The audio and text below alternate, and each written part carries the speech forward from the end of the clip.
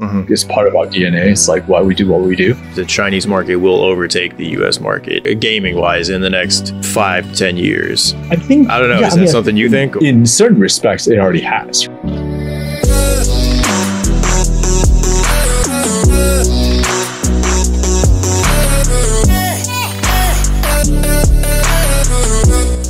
I think now really anything can be on Steam. Do you think that's a good thing? Do you think it's a good thing that you have people have so much access to release all these games nowadays, as opposed to, you know, it was a little bit harder, a little bit more challenging?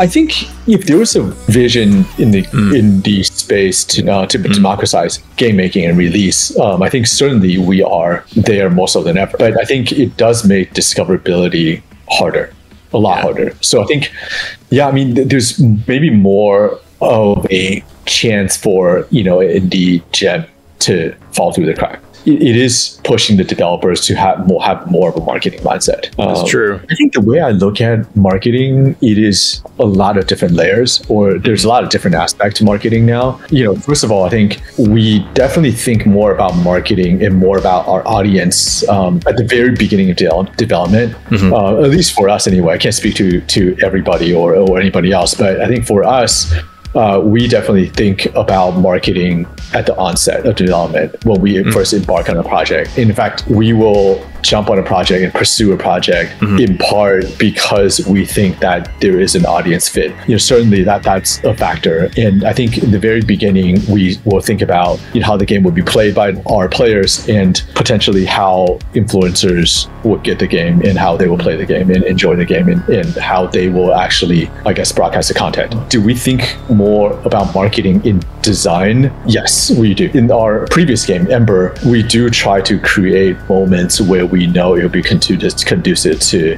influencers, whether that's video or on stream and whatnot. So we do try to create those moments. So that's one aspect of something that we think about. And then we definitely think about sort of more the asset creation and collateral aspect. You know, it's like, okay, how do the screenshots look? How do the videos look? What do the descriptions say? I think going through the analysis of how people generally consume this information on Steam, and to be able to write a description that is concise enough, that is easy to read, that, you know, hits our selling points, you know, right off the bat. And then you get to kind of the external marketing, which is, you know, social media, you know, press, PR, influencer outreach and whatnot. You started right at the gate with influencers. Your first game way back, I mean, in 2011, you guys were going for it, which is interesting because as far as I'm aware, don't quote me on this, but I'm pretty sure Twitch started in 2011, right? And Discord wasn't even a thing yet. Yeah, it wasn't much of a thing. Predominantly, it's very, very, very early Twitch days. Predominantly, you know, still like,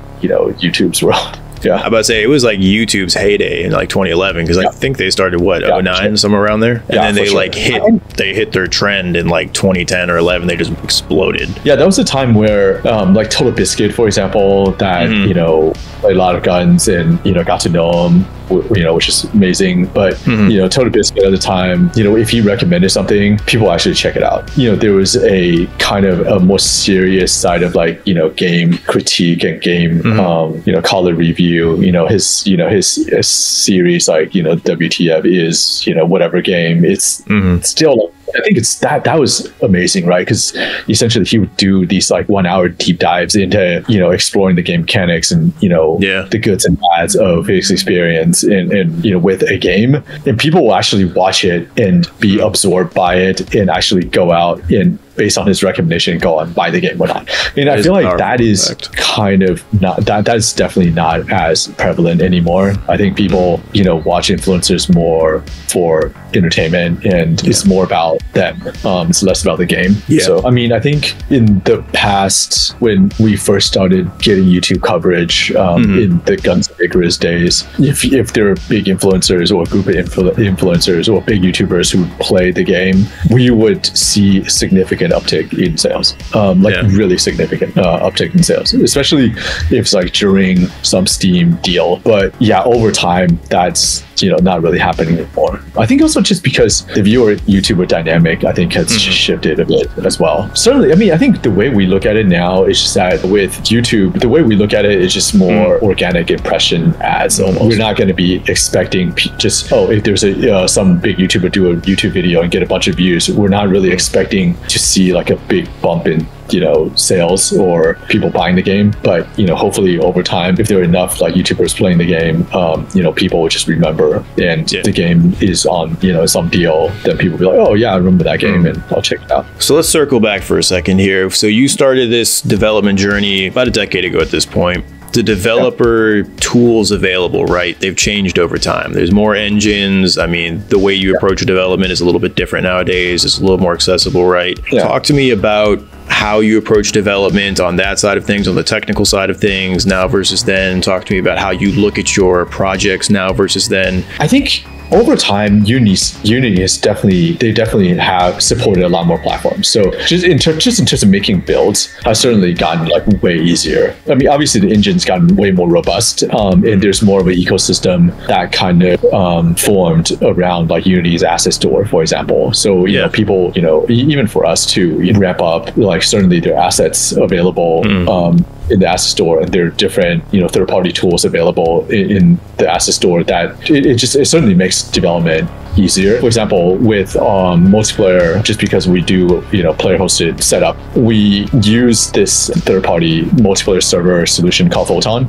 And we also use them for in-game voice, like Photon Voice. That is really built on top of Unity. Like that over time became available, whereas when we first started, that wasn't there. And so even for guns, a lot of stuff we built custom. Like we built our own like UI library, and it was just like a nightmare.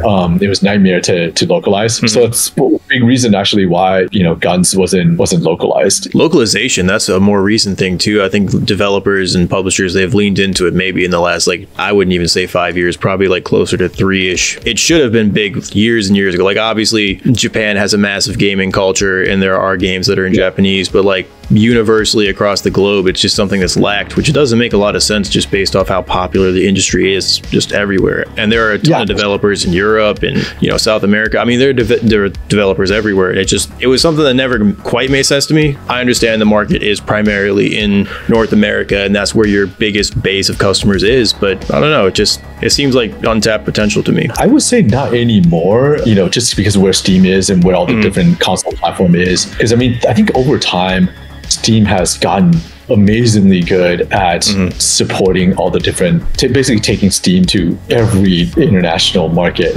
Just about. Yeah, they really have. I think it's also not just like, that there's a store, right? It's basically native payment integration. They've done like so well with that, with like supporting local currencies, supporting local payment systems. I think, so for example, if we wanted to publish guns in China, we essentially needed a Chinese publisher. You had to apply for some gaming license, and then, the publisher, really only a local publisher can apply for you. I think at the time we actually looked into it, and it's something like, we had to give them however many lines of source code. Interesting.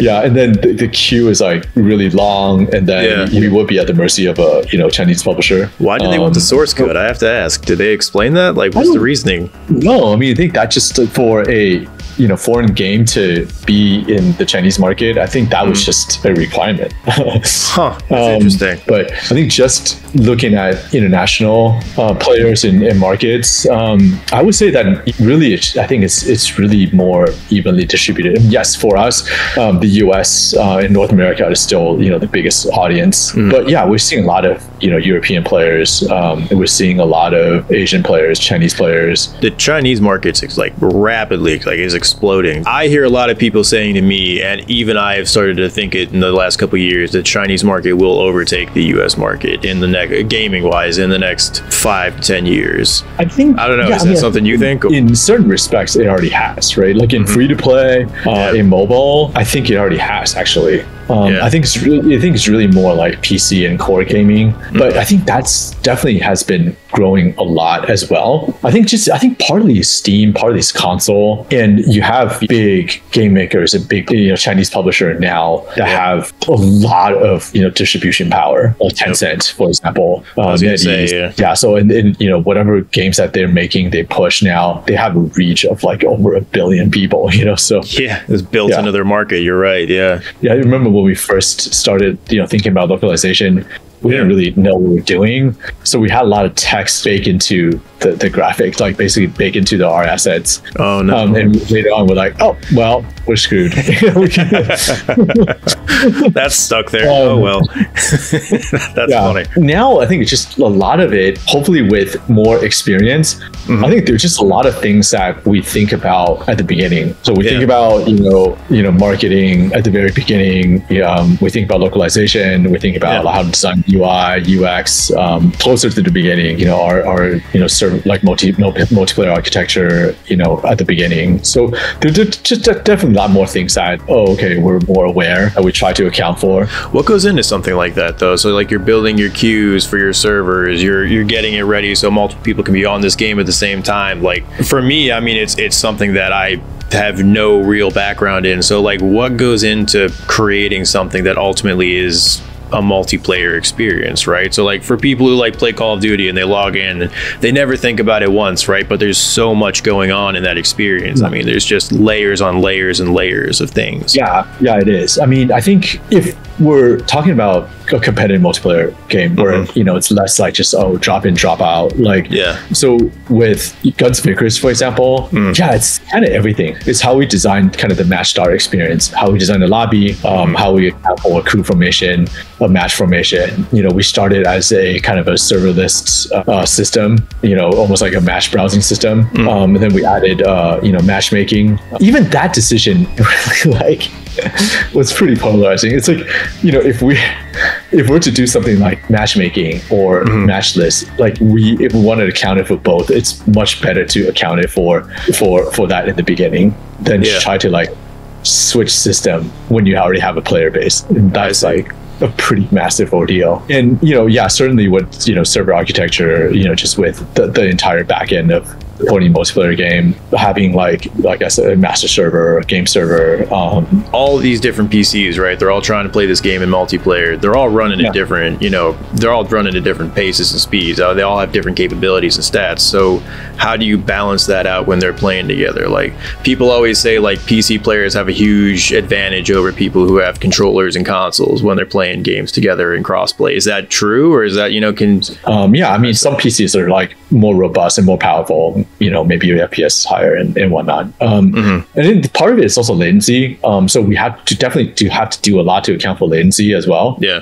Especially in a competitive multiplayer game. So there's definitely like things that we have to account for with physics to kind of account for ship positioning, projectiles and whatnot, to account for lag. So, and then I think part of it is just like, it feeds back into the matching process. It's like, we will definitely make consideration to try to pair people up and account for latency. You said procedural generation is challenging in a lot of ways, right? Just talk to me about that. Let's expand on that a little bit. I guess one aspect is art. So I think we definitely have to think about art development quite a bit differently for Wildmender. Just because like I think the trees go through different stages of growth. The way that they grow is driven by the environmental conditions that are in game, like sunlight, shade, crowding, water, and so on and so forth. Like, I see. The richness of the soil and so on and so forth. So they can potentially take on different shapes. They can potentially they have different stages of growth.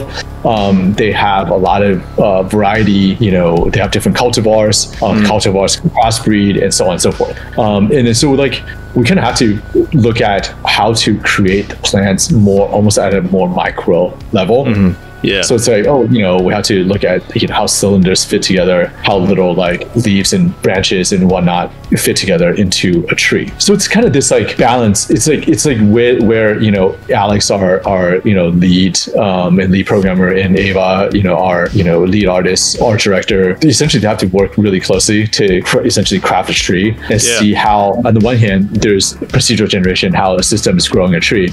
On the other hand, it's like there's still some tuning that has to happen for it to like not go haywire and to account for all the edge cases. I don't know, like I think there's just a lot of complexity in Wildmender. Actually, there's like plants grow, and you can terraform, you can manipulate the terrain with all kinds of different tools. You can channel water, and you have different ways to shape growth and whatnot. And then once that's built up, there are all these different environmental like effects and hazards that can threaten your garden, their enemies. Yeah, and then, you know, the land can be transformed. So it's kind of like, oh, the soil change condition, and we create different biomes, and, you know, the biomes can shape, they can alter plant attributes in different ways.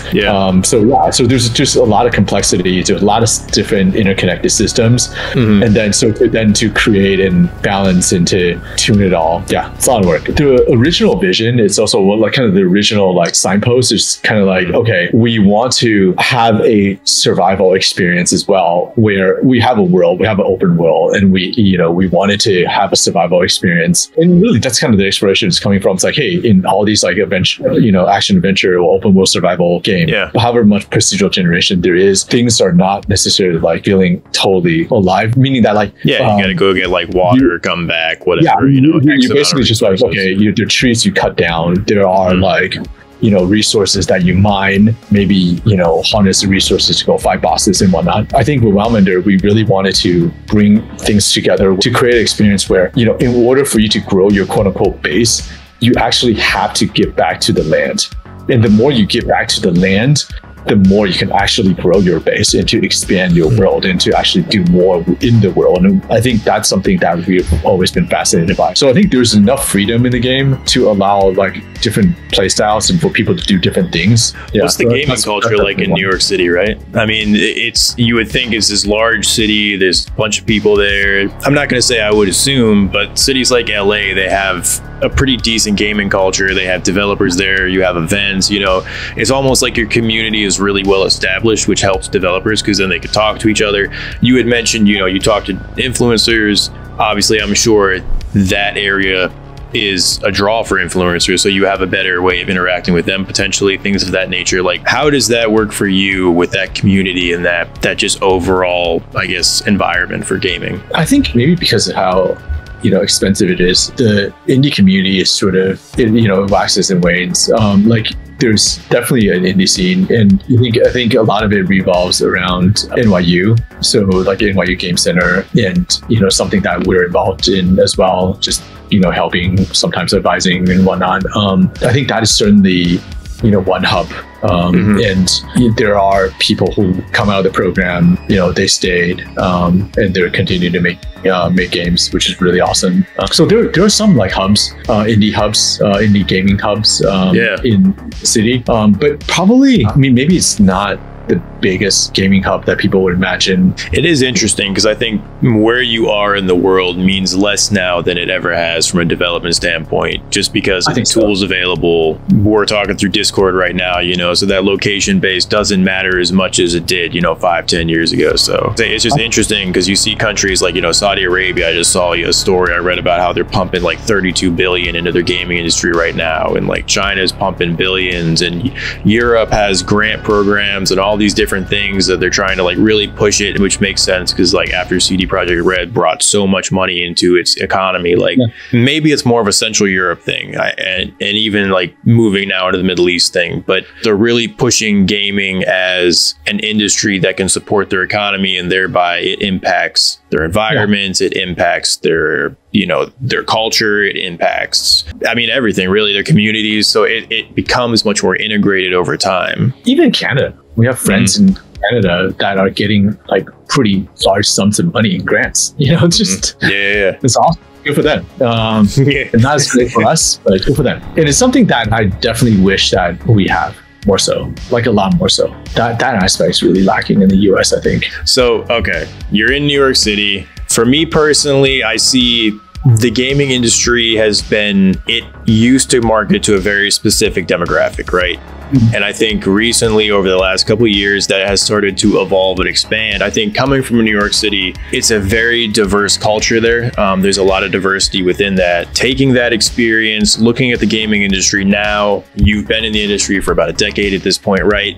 So looking at like what the market was then, who the developers were then, and then looking at where it is now versus like a decade from now, can you kind of talk about diversity in the industry, how it impacts gaming, like how it impacts the stories that are being told, how it impacts the characters, and just like walk me through that journey from then to now. I think that could there be more diversity? Absolutely. Meaning that, so I think one of the things that is sort of kind of like almost passively exclusionary, right? You know, for an indie developer who doesn't have money to travel to some place like GDC, to travel to a con like GDC, it's cost prohibitive unless they get some sponsorship. Well, for us to travel to GDC and to attend the con, it's way easier. And so I think there is that aspect to it, right? So are there barriers? Yes, there's still barriers that needs to be broken down. But I do think that because there's more of a movement over the last decade for, you know, indie development internationally, like you're seeing like Taiwanese developers, for example, Chinese, like, you know, mainland Chinese developers, Japanese developers, like anywhere, like doing amazing things that's authentically local to their culture, to their heritage, to their art and storytelling. It's actually pretty awesome. I think the barrier to development is less now. So I do think that while there's a lot of, call it competition, but competition to like, oh, there's just a lot of proliferation of games out there. There are people doing really cool things, amazing things that are more local or indigenous to their culture, their, you know, history and art and storytelling that we're seeing like now more and more so. And I think that's pretty awesome. Yeah. Looking at the industry as a whole, I think a decade ago, I would look at it almost this way, right? Where I think AAA games, they're forced to play it a little bit safer because they're catering to a larger market. And so the change is coming, but it's coming more gradually to them. I think indie games, the sky's the limit, and it has expanded rapidly in the last couple of years. And there's so many different things in there that really gives you perspective as a player. And AAA, I think they still kind of have to play it safer because ultimately if they change too aggressively, then it could hit their bottom line. And that means they're losing money on their titles, which is unfortunate, but I think that's ultimately how they have to play it. But with new developers, new coders, new marketers, even just new generations playing games, I think that's inevitably going to change as well in the next couple of years too. Yeah, I think so. I mean, on the one hand, for us, every game is about survival, right? And I think that's no different. But I do think that, yes, in AAA, there is more of like, oh, this, you know, game doesn't hit. It's, you know, company's bottom line. There's more management oversight. It's like, oh, you know, how much money would it make? They do a lot of financial modeling and forecasting. Like, so I think that drives decisions. Whereas I feel like for us, yes, we know that every time we release something, we're taking a risk, and maybe even an existential risk. Well, certainly as a studio. But we're kind of willing to take that risk anyway, because it's part of our DNA. It's like why we do what we do. It's really more, what can we do that's new and different that interests us for a lot of people. I completely agree. Yeah, I completely agree. I think the identity of indie game developers has been that they can take that creative freedom and they can create interesting, unique products based off their experiences and stuff like that. So moving into publishers of games themselves, right? You have a publisher on this game. You've worked with publishers in the past. You've had good relationships. You've had bad relationships. Talk to me about the stigmas that some publishers have gotten over the years, the good, the bad, all of that stuff. Let's dive into that one really quick. For us, it's just, you know, we have, I guess, call it a partner now. So essentially we're working with, you know, another entity, another party. So hopefully, you know, we find ways to accentuate all the positives and to try to collaborate and find ways to solve problems collectively. But it is that kind of collaboration, the external collaboration, that sometimes can create friction just because they have a different bureaucracy, a different system, you know, a different way of doing things, different way of getting approval, different ways to sign off, different ways to bring like different constituencies into a process, or a decision-making process, right? So I think it's just, you know, we have a very different culture. We move at certain speeds, and hopefully it's like as fast as possible, right? And we're very, very flat in hierarchy. We almost don't have any. The cultural fit is, you know, obviously kind of it's always a concern working between entities. I think with publishing, it's really like, how many games did they sign? How many games could they devote their attention to? Like really devote their attention to. And I think some publishers do sign a bunch of stuff and just to see what is. Yeah, they want to see if one lands. Yep. Yeah. So it's more like quantity driven. I think so. Then, you know, it's really more about the process and more about the methodology and the effort. And so, you know, for us, it's looking at, would a publisher be able to spend the effort and have the right mentality, willing to take risks to have the process, irrespective of how the result goes. Just because, okay, fine, they try something, it doesn't work. If it means that, okay, they'll never try something again, then okay, that's one thing. If it doesn't deter them to try stuff, I think that's obviously for us a much more positive. So it's kind of looking for that type of dynamic. Yeah, I mean, I think now there's so many really good publishers out there for sure, doing great things. And in recent years, publisher that we're working with, I think, is one of them. You're in the middle of 2023 right now. What does the roadmap for this game look like? I guess just kind of talk to me about your launch, what you have planned for it, and then the post-launch after that, moving into the end of 2023. Yeah, so post-launch, we certainly have a number of ideas that are slated that are just different types of content. So we're thinking of like different quest lines, different zone content, but also something to play more with the environment. And there's also like things that we have always wanted to do on the tool side or on the gardening side. So more craftable items that can help shape, help terraform. So yeah, there's like a lot of ideas actually. So I think once we get to release, it's just about prioritizing them. And we also have to take player feedback into consideration as well. There will be fixes for sure. So we're not doing early access, but I think just with any of these, really, we always anticipate to fix stuff. We always anticipate to optimize stuff. Like, I don't ever think that if we release a game, it's done. I always look at it as kind of a continuous improvement thing. Years after Guns of Icarus, we were still doing stuff with it. And I think it's just kind of nature of development. We were always anticipating to support it. Like, launch is sort of a milestone, right? Like, we obviously were expecting and we anticipate to get the most visibility and sales from launch. But then it really is just, if things go well, it's really just one milestone. I have to ask, this is your 7th game right now. Is there already plans for game 8 right now? Yep. That's exciting. Is that like, has anything happened yet, or you're just you're thinking about it? No, we have it's already in prototype. Usually like when we are in full like production mode for one project, we'll have something in the background that we as a team would have sort of greenlit ourselves, and we'll be working in the background. This time we're actually a little bit behind where we want to be as far as the development of our new game. I think just because how involved Wildmender was, but yeah, we have started prototyping next project already. That's going to be exciting. This next project is really exciting. I can't wait to see it. I can't wait.